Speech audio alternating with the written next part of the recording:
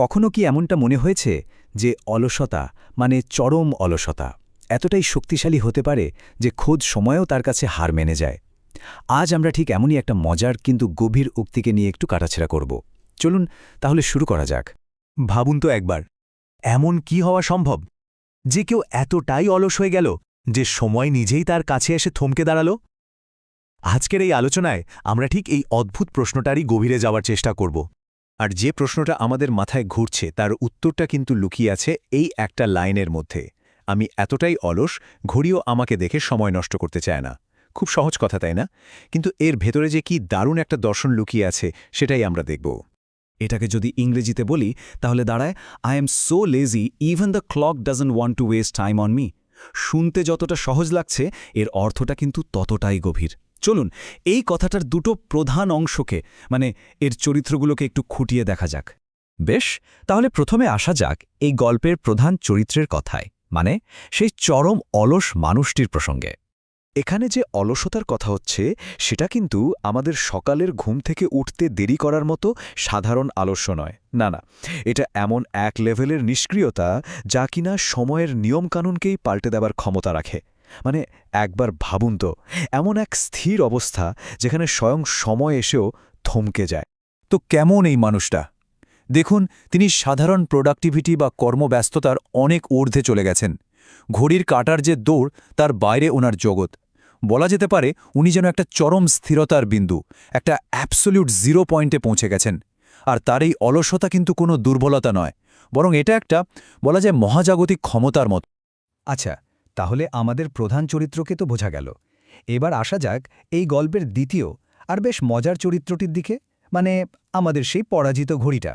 এই গল্পে ঘড়িটা কিন্তু শুধু সময় দেখানোর একটা যন্ত্র নয়, একদমই না।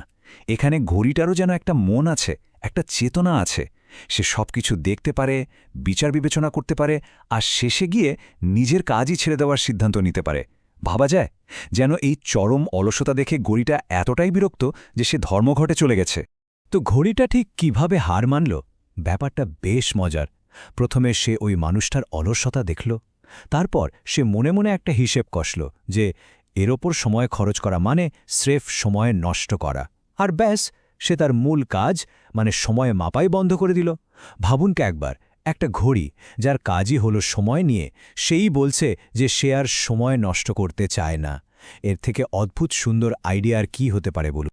তাহলে এই দুই চরিত্রকে যদি আমরা একসাথে দেখি, একদিকে সেই মহাজাগতিক অলস ব্যক্তি আর অন্যদিকে সেই হাল ছেড়ে দেয়া ঘড়ি, তাহলেই আমরা মূল কথাটাতে ফিরে আসি। আমি এতটাই অলস, ঘড়িও আমাকে দেখে সময় নষ্ট করতে চায় না। এবার হয়তো এর মানেটা আরও পরিষ্কার হচ্ছে, তাই না? এটা শুধু অলসতার কথা নয়, এটা আসলে সময়কে নিজের নিয়ন্ত্রণে আনার একটা অদ্ভুত সুন্দর গল্প। তাহলে এই পুরো ব্যাপারটা থেকে আমরা কি বুঝতে পারলাম? এটা কি শুধু একটা মজার কথা? না, এর গভীরে লুকিয়ে আছে একটা দারুণ দর্শন, যাকে বলা যেতে পারে কিছু না করার শিল্প। দেখুন, সময় নষ্ট করা আর কর্মহীনতার শিল্প, এই দুটো কিন্তু এক জিনিস নয়। সময় নষ্ট করাটা হয় আমাদের অনিচ্ছায়, আর সেটার ফলও ভালো হয় না। কিন্তু কর্মহীনতার শিল্প বা আইডল টাইমের আর্ট, সেটা কিন্তু একেবারে ইচ্ছাকৃত একটা ব্যাপার, একটা মাস্টারফুল চয়েস। একটার ক্ষেত্রে সময় হারিয়ে যায় আর অন্যটার ক্ষেত্রে সময়কে যেন অতিক্রম করে যাওয়া হয়। ব্যাপারটা আসলে সময় হারিয়ে ফেলা নিয়ে নয়, ব্যাপারটা হলো বর্তমানে এই মুহূর্তে এতটাই ডুবে থাকা, এতটাই মগ্ন থাকা যে সময় বলে কিছু আছে সেটাই আর মাথায় থাকে না। সময় নিজেই তখন অপ্রাসঙ্গিক হয়ে যায়। এটা সময়ের কাছে হেরে যাওয়া নয়, বরং সময়কে জয় করারই একটা অন্যরকম রাস্তা। তো আমাদের এই পুরো আলোচনা শেষে আমরা কোথায় এসে দাঁড়ালাম? এই সবকিছু আমাদের একটা খুব গুরুত্বপূর্ণ প্রশ্নের দিকে নিয়ে যায়। এই যে আমাদের চারপাশের পৃথিবী, যা এক মুহূর্তের জন্য থামে না, এই অবিরাম ছুটে চলার ভিড়ে একেবারে স্থির হয়ে দাঁড়ানোর আসল মূল্যটা ঠিক কি? এ প্রশ্নটা রইল ভাবার জন্য।